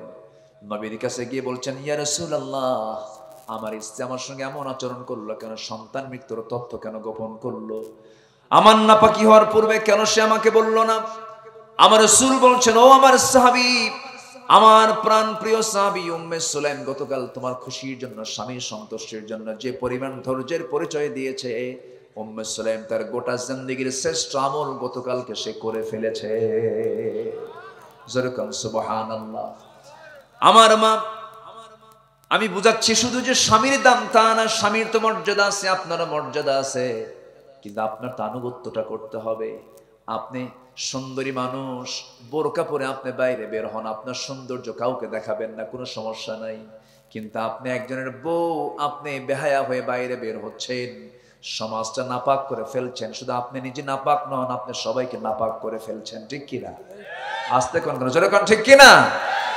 অনেক হাজী সাহেব আছে মেয়েকে উলঙ্গ করে ঘুরে বেড়ায়, আছে না নাই? আপনি কিসের হওয়াজ এটা? আবার কিছু কিছু লোক আছে বউকে সুন্দর করে সাজগুজ করে বাইরে বের করে ঘুরে বেড়ায়, আবার ফেসবুকে ছবি তুলে বইয়ের ছবি পোস্ট করে বলে, প্রিয় বন্ধুরা আসুন আমার বউটাকে জামাতের সাথে দেখি। যেরকম নাউজুবিল্লাহ, যেরকম নাউজুবিল্লাহ। এগুলো করা যাবে? এগুলো করা যাবে না। কষ্ট পাচ্ছেন নাকি আপনারা আমার ভাইয়েরা? তাহলে রাসূল বললেন, ও আমার সাহাবীরা, তোমরা আমার কাছে 6টা জিনিসের ওয়াদা করো, আমি তোমাদেরকে জান্নাতের ওয়াদা করছি। নাম্বার 1 হলো, যখন আমরা কথা বলবো, কি কথা বলবো বলেন? জোরে জোরে জোরে জোরে বলেন। সত্য কথা বলবো। ওয়াদা করলে তো ভঙ্গ করব না, রক্ষা করব? রক্ষা করব। নাম্বার 3 হলো, তোমাদের কাছে কোনো আমানত আসলে এবারে সে আমানতটা তোমরা রক্ষা করবে। নাম্বার 4 হলো, তোমরা তোমাদের সতীত্বের হেফাজত করবে। নাম্বার 5 হলো, তোমাদের দৃষ্টিকে সংযত রাখবে, পরনারীর দিকে তাকাবে না, পরপুরুষের দিকে তাকাবে না। প্রথম নজরটা হঠাৎ করে দিয়েছো, যদি হঠাৎ করে নজরটা যায়, আল্লাহ পাক তোমার সেই নজরটা তুমি যদি ঘুরায় নাও, আল্লাহ পাক তোমাকে মাফ করে দিবেন, কোনো গুনাহ লিখবেন না। প্রথম নজর মাফ, দ্বিতীয় নজরটা পাপ। অনেক দিন আগে, 15 বছর আগের হবে, কুড়িগ্রাম এক মাহফিল, বললাম প্রথম নজর পাপ, প্রথম নজর মাফ, দ্বিতীয় নজর পাপ, দ্বিতীয়বার তাকালেই গুনাহ হয়ে যাবে। এক যুবক দাঁড়ায় থেকে বলে, হুজুর প্রথম নজর যেহেতু পাপ হবে না, তাহলে প্রথম নজরই 1 ঘন্টা তাকা যদি থাকে, যেরকম নাউজুবিল্লাহ, তাকানো যাবে না, নোংরামি করা যাবে না। নিজের বউকে সুন্দর করে বুঝাই দিতে হবে, পর্দার বিষয়টা খেয়াল রাখতে হবে। এই দৃষ্টি সংযত রাখার দায়িত্ব বান্দা, যান চোখ আল্লাহ তাআলা দিয়েছেন তাকে সংযত করতে হবে। ইয়াগুদ্দু মিন আবসারিহিম, আল্লাহ তাআলা পুরুষকেও বলেছেন দৃষ্টিকে সংযত করো। মুসার নাম সবাই শুনেছেন। মুসা আলাইহিস সালাতু ওয়াস সালাম ছিলেন একজন বড় পয়গম্বর, আল্লাহ তাআলা তাকে অনেক সম্মান দিয়েছেন। এই পৃথিবীতে একজন নবীর সঙ্গে আল্লাহ ডাইরেক্ট কথা বলেছেন, তার নাম কি বলেন? জোরে বলেন, তার নাম কি? ওয়া কাল্লামাল্লাহু মূসা তাকলিমা, আল্লাহর সঙ্গে তার ডাইরেক্ট কথা হতো। খুব দামি নবী ছিলেন, খুব মুহাব্বতের নবী ছিলেন, আল্লাহর সঙ্গে তিনি ডাইরেক্ট কথা বলতেন। খুব রাগী নবী ছিলেন, খুব মেজাজে নবী ছিলেন, কারণ মেজাজ না যদি শক্ত হতো ফেরাউনকে দমন করা যেত না। ফেরাউনকে দমন করার জন্য যে মেজাজ দরকার, সেই মেজাজ আল্লাহ তাআলা মূসাকে দিয়েছেন। জোরে বলেন সুবহানাল্লাহ। খুব রাগ ছিল, তার দৃষ্টি কেমন সংযত ছিল, জাস্ট একটু বোঝানোর জন্য আমি তার ইতিহাসের দিকে একটু যাচ্ছি, আবার ফিরে আসবো। আমাকে সময় দিচ্ছেন তো নাকি? আমার তো উঠায় দিতে দিতে খুব দেরি করে ফেলছেন, তাই না? খুব খুশি আমি আমি আমি অনেকটা আনন্দিত আপনাদেরকে পেয়ে। কেন জানেন? এত রাতে বসে আছেন, কোনো লোক উঠতেছেন না। এটা একটা রেকর্ড না, দেখেন তো। বলি আলহামদুলিল্লাহ। কতক্ষণ থাকবেন আপনারা? কতক্ষণ থাকবেন? সারা রাত? সারা রাত থাকবেন আপনারা? সবাই থাকতে রাজি আছেন? আচ্ছা, সবাই থাকবেন, আমি চলে যাব। তাহলে তো হলো না, ইমাম ছাড়া তো আর কাম হয় না, তাই না? ইমাম তো লাগবেই। দেখি আর কিছু সময় আমি মাদেরকে একটু শোনাচ্ছি কিছু কথা। মাদের শোনানোর দরকার আছে না বলেন তো? মা যদি ঠিক হয়, পেট যদি ঠিক হয়, সমাজ ঠিক হয়ে যায়। আমরা তো মার পেটে থাকি, মার পেটটা ঠিক হওয়ার দরকার আছে না নাই? আল্লাহ তুমি এলাকার মাদেরকে খাদিজা বানায় দাও, আম্মা জান আয়েশা বানায় দাও, সুমাইয়া বানায় দাও, রহিমা বানায় দাও। কিন্তু মেয়েরা টেলিভিশন কম দেখে না, বেশি দেখে? বেশি দেখে, খুব দেখে। তাও দেশি কোনো সিরিয়াল না, সব কি সিরিয়াল? হ্যাঁ, কলকাতা। হ্যাঁ, ও মোবাইলও দেখে। হ্যাঁ, মোবাইল তো মাশাআল্লাহ এটা খুব বরকতি জিনিস। মোবাইল যে কত সংসার যে নিয়ে গেছে, কে কার কোথায় চলে গেছে আল্লাহ জানে। এটা যে কত সংসার ভেঙ্গে চুরমার করে দিয়েছে। মাহফিল ছিল আমার চুয়াডাঙ্গা, এক মুরব্বী আমার কাছে এসে দোয়া চাই, হুজুর মেয়েকে ঠাকুরগা বিয়ে দিছি, যে দোয়া করবেন। ঠাকুরগা বিয়ে দিলেন কেন, এত 250 মাইল 300 মাইল দূরে? ঘটককে হুজুর মোবাইল, ঘটককে মোবাইল কিনে দিলেন কেন? হুজুর সায়েন্সে পড়ে, অনলাইনে ক্লাস, অনলাইনে ক্লাসের জন্য মোবাইল কিনে দিতে বাধ্য, দিলাম কিনে অনলাইনে ক্লাস করুক। কিন্তু এই যে আরেকটা লাইন খুলছে তা তো জানি না। আকাম কুকাম গুলো করতেছে। যুবকরা কোনো গেমস দেখবা না, ছোট বাচ্চারা কোনো গেমস, বাচ্চার আব্বারা তাদেরকে বলছি কোনো বাচ্চার হাতে গেমস উঠায় দিবেন না, এগুলো আসক্তি। আমি মনে করি গাঁজা মদ আফিম যতটুকু না নেশা, তার চাইতে বড় নেশা কোন অংশ কম না এই ডিভাইস গুলো। এক যুবক সেদিন মোবাইল হারায় ফেলছে, হারায় ফেলে কয়, হুজুর আমি মোবাইল হারায় বিধবা হয়ে গেছি। কি হয়েছে? বিধবা হয়েছে। চরম ভয়ঙ্কর এগুলো। আল্লাহ তাআলা এই সমস্ত মিস ইউজ থেকে, এই ডিভাইসের মিস ইউজ থেকে যুব সমাজকে আল্লাহ হেফাজত করুন। জোরে বলি আমিন। কোন নবীর নাম যেন বলতেছিলাম যে আল্লাহর সঙ্গে কথা বলতেন? এই নবীর নাম না নিলে ওয়াজি হয় না, ঠিক আছে না? এই নবীর নামটা আল্লাহ তাআলা নিজেও কোরআনটা সাজিয়েছেন মুসার নাম দিয়ে, ঘন ঘন আল্লাহু আকবার বলে। প্রায় জায়গায় মুসা, মুসার এক্সাম্পল ছাড়া আল্লাহর ওয়াজ খুব কম। আল্লাহু আকবার বলে। আমাদের নামাজটা এখন কয় ওয়াক্ত পড়ি আমরা? এই নামাজ কি 5 ওয়াক্ত ছিল? ছিল কয় ওয়াক্ত? পাশ হয়েছিল কয় ওয়াক্ত? মাঝখানে আটকায় দিছিলেন কোন নবী? আটকা দিয়া কি কয়? কমান, নামাজ কমান, কাম হবে না। আপনি নবী বড় হতে পারেন, কিন্তু আমি তো আগের নবী, আমি বুঝি পাবলিক কি করবে। আপনি যান আল্লাহর কাছে, আপিল করেছেন মুসা আলাইহিস সালাতু ওয়াস সালাম। আল্লাহ বললেন আমার হাবিব, আমার মুসা যা বলে তা করে ছাড়ে। বুঝতে পারছি কি চায় সে। 50 লাগবে না, ডান পাশের শূন্যবাদ 5 ওয়াক্ত আপনার উম্মতের নামাজ পড়বে, 50 ওয়াক্তের সমান সওয়াব আমি দিয়ে দেব। মুসা কিন্তু কম কম দরের নবী না, আল্লাহ তাআলা অনেক সম্মান দিয়েছেন। আল্লাহু আকবার বলেন। ফেরাউনকে মোকাবেলা করা কি এই সেই কথা নাকি? বলেন, ফেরাউনকে মোকাবেলা করা এই সেই কথা না। আল্লাহ বলছেন যা মুসা ফেরাউনকে কালিমার দাওয়াত দাও, ইযহাব ইলা ফিরআউনা ইন্নাহু তাগা।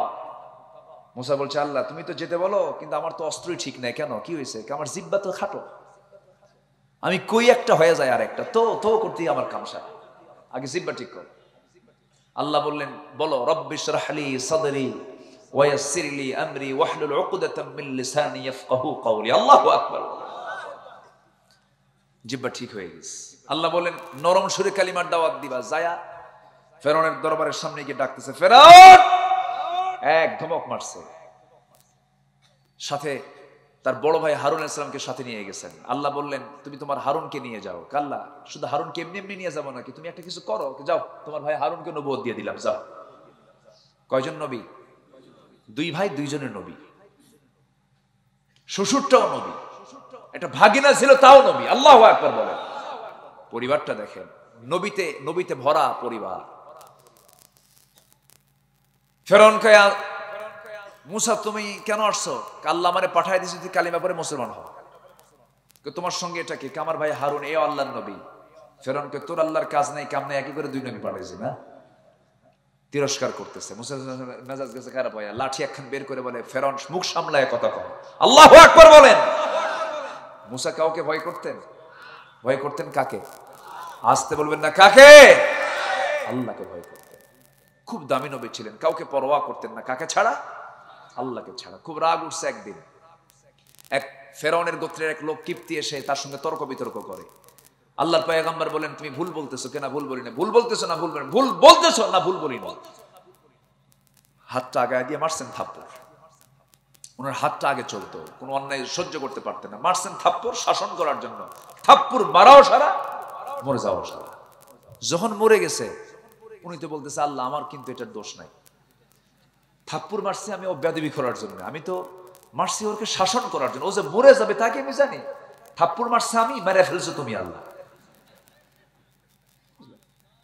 আল্লাহু আকবার বলবেন না? যাকে ভালোবাসা যায় তাকে সব বলা যায়, ঠিক কিনা? যাকে ভালোবাসা যায় তাকে সব বলা যায়। তিনি আল্লাহর সামনে এরকম করে কথা বলতেন। একদিন বলছে আল্লাহ একটা শখ কি? আল্লাহ তুমি কি ঘুমাও না? আল্লাহকে মুসা তোমার কি প্রশ্ন হলো? আল্লাহ, আমি তোমাকে খুব ভালোবাসি, যে আমি না ঘুম পারলে আমার চোখ জ্বলে, গা জ্বলে, হাত জ্বলে, কত কি জ্বলে, তোমার কি একটু সমস্যা হয় না? আল্লাহ বলেন, মুসা বুঝতে পারছি, তোর বুঝান দরকার। হাতে গ্লাস নেই, কাঁচ পাত্র নিয়েছেন, দিয়েছেন, ঘুম যখন চলে আসছে, হাতে গ্লাস থাকে, গ্লাস গেছে পড়ে, গ্লাস যখন পড়ে গেছে, আল্লাহ বললেন গ্লাস পড়লো কোন? আল্লাহ, দোষ তো তোমার, দিছো গ্লাস ধরতে, ধরলাম গ্লাস, ঘুমটা কি দরকার ছিল এই সময়? যেরকম আল্লাহ এরকম করে আল্লাহর সঙ্গে মজা করে কথা বলতেন। একদিন বলতেছেন, আল্লাহ বলো তো পৃথিবীতে এখন সবচেয়ে খারাপ লোকটাকে, আমি তাকে একটু দেখবো। আল্লাহ বলেন, তুই এখানে দাঁড়া, এই দিক দিয়ে যে লোকটা আসবে সেই লোকটা সবচেয়ে খারাপ মানুষ। দেখলেন, তৎক্ষণাৎ বলতেছে, আল্লাহ প্রশ্ন কিন্তু অর্ধেক হয়েছে, আরো প্রশ্ন বাদ আছে। কি আর বাকি কি প্রশ্ন? আল্লাহ, কোন লোকটা সবচাইতে ভালো, আমি তাকে দেখতে চাই। তাহলে এখানে দাঁড়াও, ওই দিক থেকে একটা লোক আসবে, তো উনি অপেক্ষায় আছেন, ওই দিক থেকে সকালবেলা যে লোক গেছে ওই লোকটাই আসতেছে। এবার আল্লাহর পয়গম্বর মুসা বলছে, আল্লাহ সকালে দেখলাম যে লোক, বিকেলে দেখলাম সেই লোক, সকালে হলো সবচেয়ে খারাপ, বিকেল হলো সবচাইতে ভালো, এর কারণটা কি? আল্লাহ বলছেন, এর জন্যই তো তোরে এখানে দাঁড় করাইছি। সুবহানাল্লাহ বলবেন না? আল্লাহ তাআলা বলছেন, মুসা সকালবেলা সে তার ছেলেকে নিয়ে যখন যাচ্ছিল, সে সময় সে ছিল জগতের শ্রেষ্ঠ খারাপ মানুষ, সবচাইতে জঘন্য মানুষ।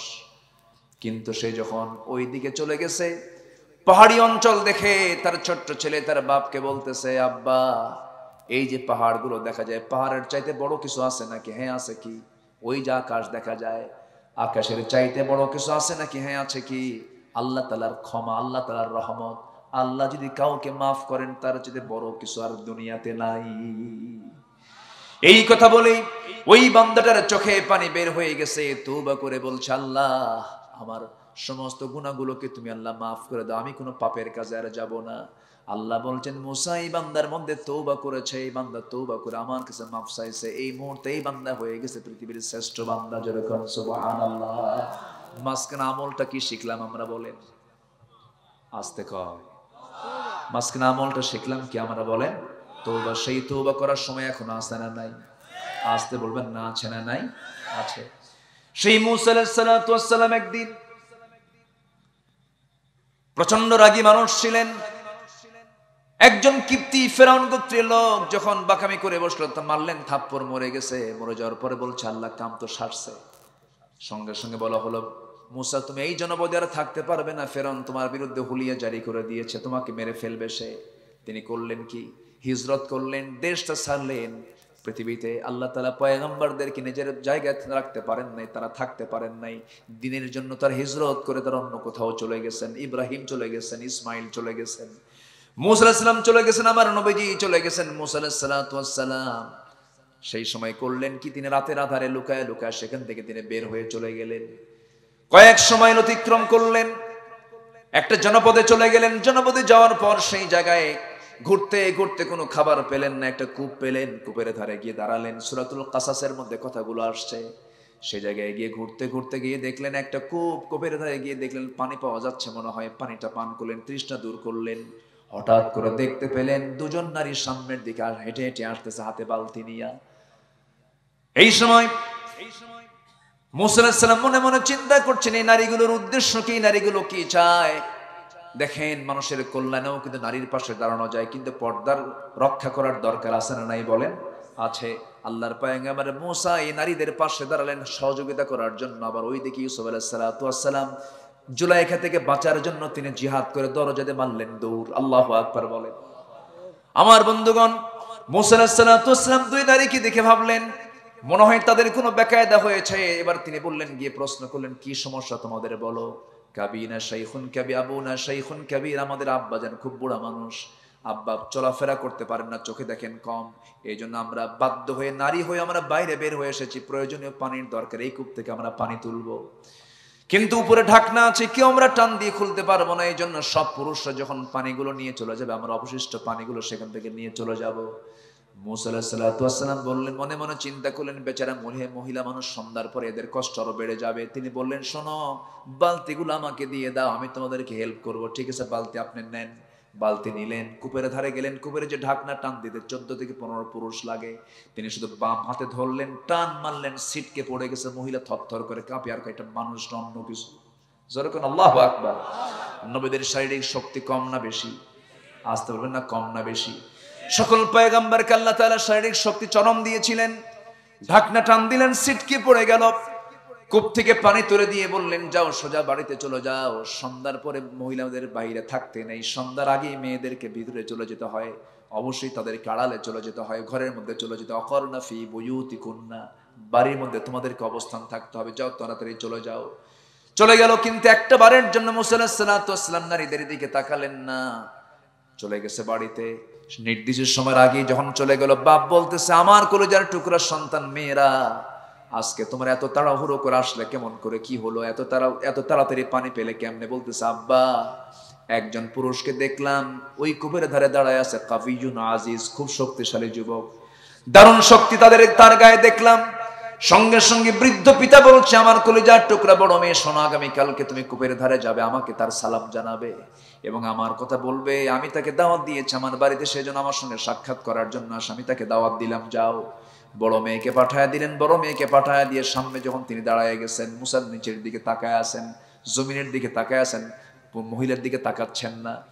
এবার বলতেছে, ও যুবক, আমার আব্বাজান আপনাকে সালাম জানিয়েছেন, দাওয়াত দিয়েছেন আমাদের বাড়িতে, আপনি কি যাবেন নাকি? মুসা আলাইহিস সালাম মনে মনে চিন্তা করলেন, এই জনপদে কাউকে চিনি না, এই চান্স কি ফেলে দেওয়া যায় নাকি? না, যখন দাওয়াত দিয়েছে, দাওয়াতটা আমি সাড়া দিই, আমি যাবো, একটু পরিচয় হওয়া দরকার, এই জনপদে একটা মানুষ অন্তত পরিচিত হওয়া দরকার ছিল। এই চিন্তা মাথায় নিয়ে বললেন, ঠিক আছে, আমি যাব তো, কিন্তু তোমাদের বাড়িতে আমি চিনি না, আমি কেমন করে যাব? এবার মহিলা বলতেছে, আপনার কোনো টেনশন নাই, আমি চলবো সামনে সামনে, আপনি চলবেন আমার পিছে পিছে, আমি ডানে যাব, আপনি ডানে যাবেন, আমি বামে যাব, আপনি বামে যাবেন, কোনো চিন্তা করবেন না। এই কথা শোনার সঙ্গে সঙ্গে মুসা আলাইহিস সালামের মেজাজ গেছে 100 ডিগ্রি। চোখটা বড় করে বলতেছে মহিলাকে, তুই কি কইলি আমারে? তুই আমারে কি কইলি? তুই সামনে সামনে চলবি আর আমি পিছে পিছে যাব? আমি এমন পুরুষ আমি নই, নারীর পিছে আমি নারীকে ফলো করে করে চলবো, আমার চোখের গুনাহ হয়ে যাবে। তুমি নারী, তোমার সতর হলো মাথা থেকে পা পর্যন্ত, আর আমি পুরুষ, আমার সতর হলো শুধু নাভি থেকে হাঁটু পর্যন্ত। নেতৃত্ব দেওয়ার জন্য পুরুষ, নেতৃত্ব দেওয়ার জন্য নারী নয়। ও মহিলা, তুই সামনে চলবি না, তুই আমার পিছে পিছে থাক, আমি সামনে চলবো। ভুল যদি করি শুধু একটা কথা বলবি, ডান অথবা বাম, এর বাইরে এক চুল পরিমাণ কোনো কথা বলবি না, রোগ কিন্তু সৃষ্টি হয়ে যাবে। মহিলা মনে মনে কয়, গতকালকে দেখলাম গায়ের শক্তি বেশি, আজকে দেখি ইমানের শক্তিও ভালো। যেরকম সুবহানাল্লাহ। ভালো মেয়েদের দুইটা জিনিস পছন্দ পুরুষের, ভালো মেয়ে যারা, ভালো নারী যারা, তাদের পুরুষের দুইটা জিনিস তাদের পছন্দ। নাম্বার 1 হলো শারীরিক শক্তি, শক্তি যে পুরুষের বেশি তাকে খুব পছন্দ করে মেয়েরা। নাম্বার 2 হলো যাদের চরিত্র ভালো, চরিত্র ভালো, শক্তি ভালো, যাদের, তাদেরকে নারীরা পছন্দ করে, যারা ভালো নারী। কিন্তু আজকের মেয়েরা কি এগুলো পছন্দ করে না? উস্কা খুস্কা চুল পছন্দ করে, ঠিক কিনা? মুখে দাড়ি রাখলে কয় যে তো চাচা হয়ে গেছে, ঠিক কিনা? বাপ বিয়ে দেবে মেয়েকে, আমি কি আলোচনা কি করব?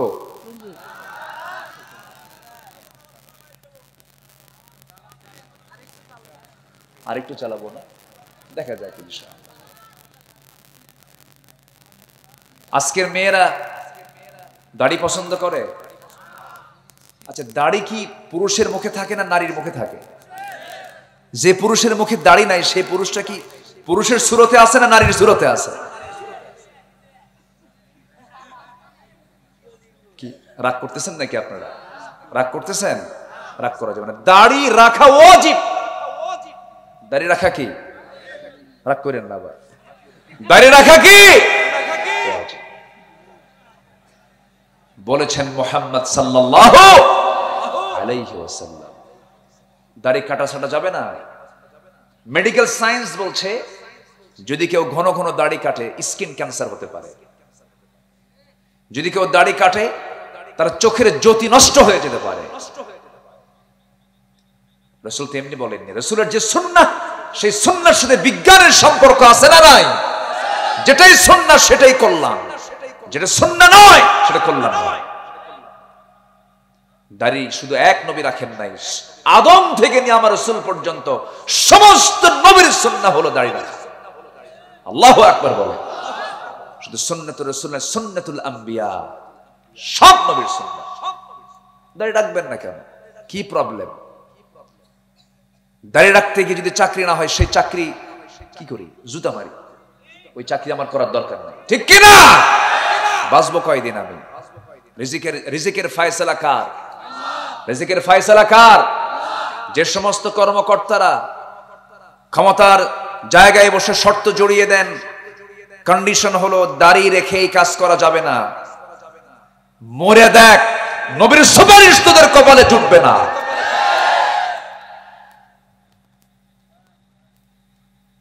দাড়িওয়ালা ছিলেন মুহাম্মদ সাল্লাল্লাহু আলাইহি ওয়াসাল্লাম। একটা পুরুষের মুখে দাড়ি থাকবে, এটা পুরুষোচিত একটা পুরুষোচিত ভাব হচ্ছে দাড়ি রাখা। পুরুষের মুখে দাড়ি থাকবে, মোচটা ছোট করবে, মোচটা খাটো করে ফেলবে। কাসসু শারিব ওয়া আফুল লিহইয়া। রাগ করতেছেন ভাইরা? শোনেন, বাচ্চা যদি দুধ না খায়, বাচ্চা যদি ওষুধ না খায়, তখন মা কি করে? আগে প্রথমে কয় বাবা খা, তাও খায় না। খা বাবা, খায় না। জ্বর আসছে 103 ডিগ্রি, তাও খায় না ওষুধ। তখন কি করে? 2 হাত আর 2 পা শক্ত করে ধরে মুখের মধ্যে ঢুকে খা।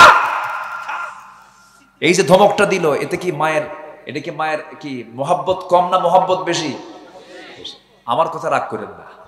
রাগ করতেছেন নাকি? দাড়িটা রেখে দেন না।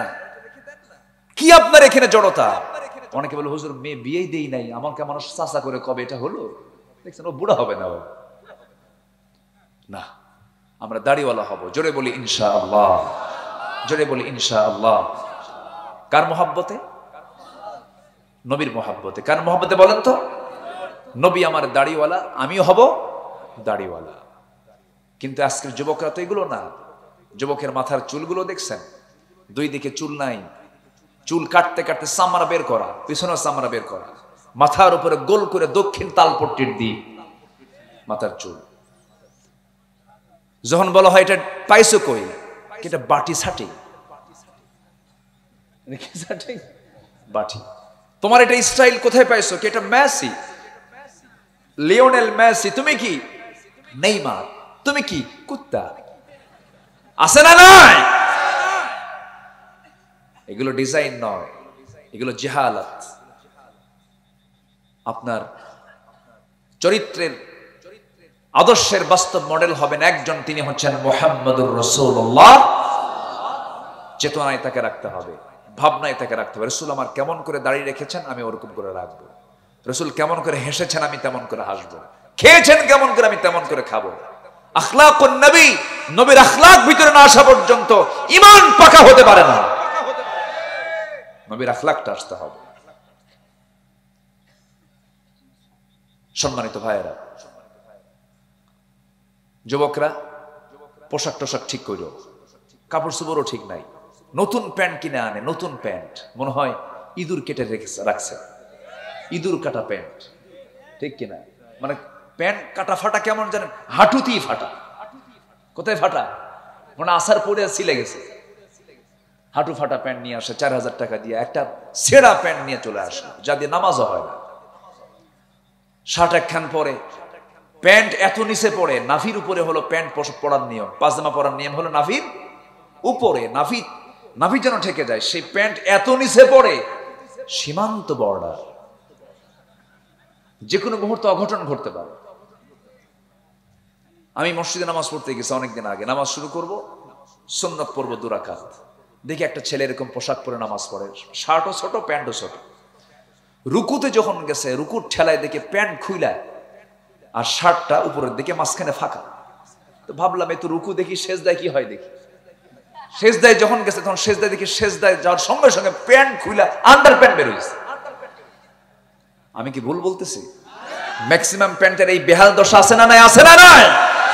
এগুলো প্যান্টকে পড়ে দাও। বলিউডের সমস্ত অভিনেতার মুখে থুতু মারো, ওই নেতৃত্ব ছেড়ে দিয়ে নবীর সুন্নাহকে ধরো। এগুলো ধরো না, এগুলো পড়ো না, এগুলো বাদ দিয়ে দাও। যুবকরা রাগ করতেছে মনে হয়? ভালোর জন্য বলছি। এগুলোই তো ওয়াজ করতে হবে, আর কি কথা বলবো? এগুলোই তো কথাগুলো বলতে হবে।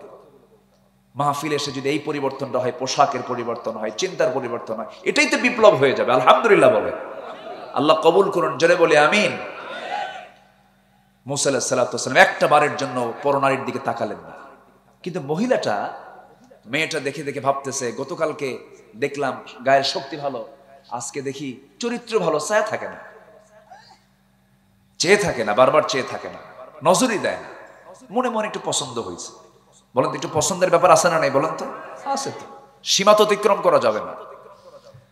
আপনি বিয়ে করবেন, আপনি যদি মেয়ের সন্তানই না পান তাহলে বিয়ে করবেন কেমনে? এতটুকু সন্তান তো থাকতে হবে, তাই না? সন্তান থাকতে হবে না? কি অমুকের বাড়িতে 2-3টা মেয়ে আছে, হ্যাঁ যাও তো একটু খোঁজ খবর নাও তো, তাদের আব্বাদেরকে বলো, মুরব্বীদেরকে বলো বিয়ে শাদী দেবে কিনা। কিন্তু তা না কয় করে কি নিজেই উকিল হয়ে বসে থাকে। নিজে উকিল হওয়া যাবে না, আপনি পাঠালেন, প্রস্তাব দিলেন, এটা করা যায়, কিন্তু সীমা অতিক্রম করা যাবে না। তো চলে গেছেন বাড়িতে। বৃদ্ধ লোকটা দেখা মাত্রই মুসা আলাইহিস সালামের সঙ্গে সালাম কথোপকথন হলো, দেখেই বলতেছে, যুবক তোমার নাম মুসা না? উনি তো থরথর করে কাঁপতেছে, হাই রা, আসলাম এত ভয়ে, এত দূরে, এটা কি ফেরাউনের লোকটোক নাকি? কি কথা কি বুঝতেছেন আপনারা? এই ফেরাউনের লোকটোক নাকি? মানে খুব চিন্তায় পড়ে গেছে। মুসা আলাইহিস সালামের চেহারার দিকে তাকায় বৃদ্ধ লোকটা মনে মনে চিন্তা করতেছেন, মনে হয় সে ভয় পাচ্ছে। এবার বলছে, মুসা তুমি কি চিন্তা করো? কোনো চিন্তার কারণ নাই। আমি দুনিয়ার সাধারণ বৃদ্ধদের কাতারের একজন বৃদ্ধ নই। আমার চামড়াগুলো কুঁচকে গেছে, চোখে আমি কম দেখি, বয়সের ভারে আমি ভার হয়ে গেছে আমি, কিন্তু আমাকে সাধারণ কোনো বুড়ো মনে করো না। আমি হলাম এই মাদিয়ানবাসীর জন্য আল্লাহ পাক আমাকে নবী করে পাঠিয়েছেন। আমি হলাম আল্লাহর পয়গম্বর শুআয়ব আলাইহিস সালাতু ওয়াস সালাম। ওয়া ইলা মাদিয়ান আখাহুম শুআয়বা, আল্লাহ তাআলা আমাকে মাদিয়ানবাসীর জন্য নবী করে পাঠিয়েছেন। মুসার আনন্দ দেখে কে মুসা আলাইহিস সালাতু ওয়াস সালাম আবার জড়িয়ে ধরে বলছেন, আরে আমার জীবন ধন্য হলো, একজন নবীর সঙ্গে আমার পরিচয় হয়ে গেল। এবার তিনি বলছেন, ও আল্লাহর বান্দা মুসা, তুমি হিজরত করে আমার এখানে আসছো, ভালো কথা, কিন্তু একটা প্রশ্ন আছে, একটা প্রস্তাব আছে। কি প্রস্তাব? আমি মেয়ের বাবা, আমার 2টা মেয়ে, এই 2টা মেয়ের যে কোনো একটা মেয়েকে তোমার সঙ্গে বিয়ে দেব, তুমি কি বিয়ে করতে রাজি আছো নাকি? সঙ্গে সঙ্গে মুসা চিন্তা ছাড়াই বললেন, কোনো চিন্তা নাই, এখনই বিয়ে করব আমি, কারণ নবীর মেয়ে তো, এই চান্স পাবো কই? বলাও সারা, রাজি হও সারা, বিয়ে করব আমি। কিন্তু শুআয়ব আলাইহিস সালাম বললেন, শোনো, বিয়ের তো প্রস্তাব দিলাম, রাজি হয়ে গেলে, কিন্তু বিয়ে তো আমি এই মুহূর্তে দেব না, দিতে পারবো না, কারণ তোমার ব্যাকগ্রাউন্ড ভালো না। কেন? থাপ্পড় মারলি মানুষ মরে, কিন্তু এটা টেনশন না, তোমার রাগ তো অনেক, থাপ্পড় মারলে কি হয়? মানুষ মরে যায়। আমি তোমার সঙ্গে এই মুহূর্তে মেয়েকে বিয়ে দেব না। মেয়েকে বিয়ে দিতে গেলে কিছু কন্ডিশন তোমার পূর্ণ করতে হবে। কি কন্ডিশন বলুন? যা বলবেন তাই হয়ে যাবে। এবার তিনি বলছেন, শোনো, আমার বাড়িতে কিছু ছাগল আছে, সেই ছাগলগুলোকে তোমার লালন পালন করতে হবে। কত বছর? 8 বছর। রাজি হলাম, তবে 8 বছর হলে পরে পরিপূর্ণ কোর্স হবে না, এটা অনার্স কোর্স হবে। 10 বছরও যদি হয়, মাস্টার্স কোর্সটা কমপ্লিট হয়ে যাবে। আমি কিন্তু বানায় বানায় বলতেছি না, সব কোরআনের কথা। 10 বছর হলে পূর্ণ কোর্স হয়ে যাবে। মুসা আলাইহিস সালাম 10 বছরের জন্য রাজি হয়ে গেলেন। প্রত্যেক দিন তিনি ছাগলগুলো নিয়ে যান, সন্ধ্যার দিকে নিয়ে আসেন। আমার বন্ধুগণ, পৃথিবীতে যত প্রাণী আছে এর মধ্যে সবচাইতে শান্ত স্বভাবের প্রাণী হলো ছাগল। সবচেয়ে শান্ত না? খুব কথা শুনে, তাই না? ছাগল যদি একবার ব্রেক মারে বোঝেন তো, ছাগল যদি একবার ব্রেক মারে, সামনের 2টা পা যদি মাটিতে গেড়ে দেয়, পাবলিককে বলবে তুই দড়ি ছিঁড়ে চলে যাবি, কিন্তু আমি ছাগল পা নাড়াবো না। ছাগল খুবই বাঁকা জাত, খুবই তেড়ি জাত। সেই ছাগল পালার দায়িত্ব এই পয়গম্বরকে দেওয়া হলো, যে পয়গম্বরের রাগটা সবচাইতে বেশি। আল্লাহ তাআলা তাকে দিয়ে 10 বছর ছাগল চড়াইয়া নিলেন। 10 বছর যখন পূর্ণ হলো, শেষ দিন যেদিন তার ছাগল পালার ডিউটি শেষ হয়ে যাবে, সেই ছাগলগুলো নিয়ে যখন তিনি বাড়ির দিকে আসতেছেন, ছাগল পালটা নিয়ে আসতেছেন, তাফসীর ইবনে কাসির এসেছে, সেই ছাগল পাল থেকে একটা ছাগল একাকী একদিকে দৌড় মেরেছে। সেই দৌড় মারা ছাগলটার দিকে তিনি দৌড়াচ্ছেন তাকে ধরার জন্য। ছাগল সহজে ধরা দেয় না।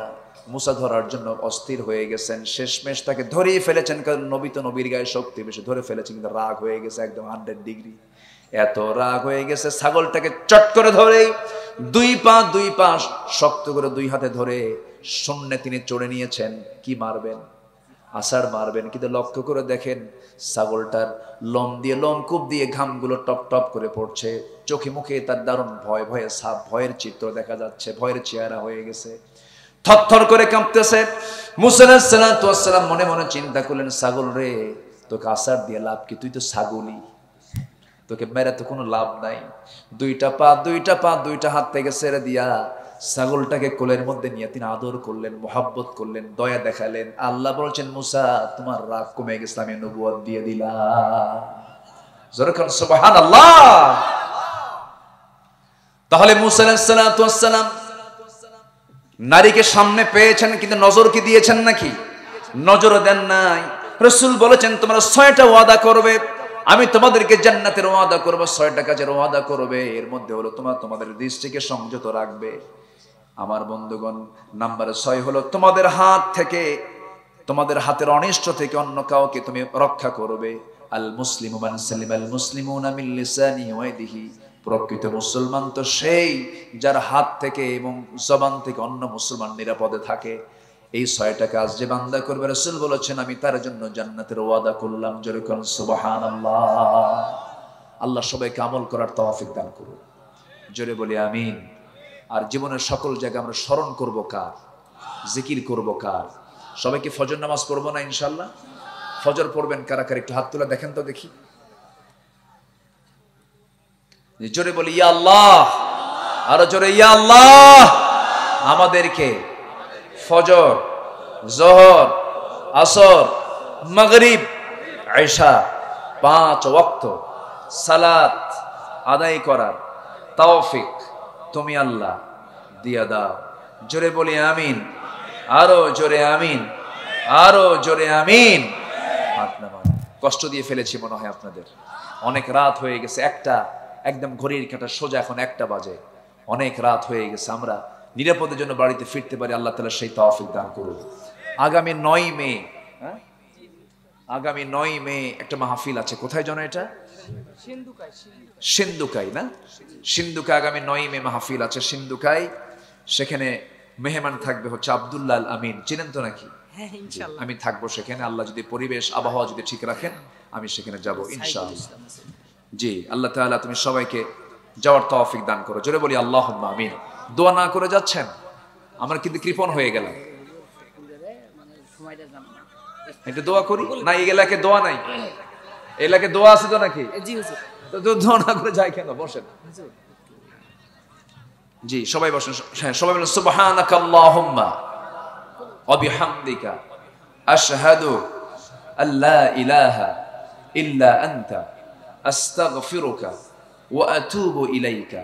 চিৎকার মেরে বলি, ইয়া আল্লাহ, আমার জীবনের সাগীরা কবীরা, ছোট বড় সব গুনাহ তুমি আল্লাহ মাফ করে দাও। জোরে বলুন ইয়া রাব্বাল আলামিন, ইয়া রাব্বাল আলামিন, ইয়া রাব্বাল আলামিন। নামাজের মতো করে আমরা বসি, আমরা আল্লাহর কাছে চাবো আল্লাহ যেন আমাদেরকে মাফ করে দেয়। আপনি দোয়া করুন। ইসাক ভাই আপনি দোয়া করুন। জি, আমার ইসাক ভাইয়ের ছোট্ট ছেলেটা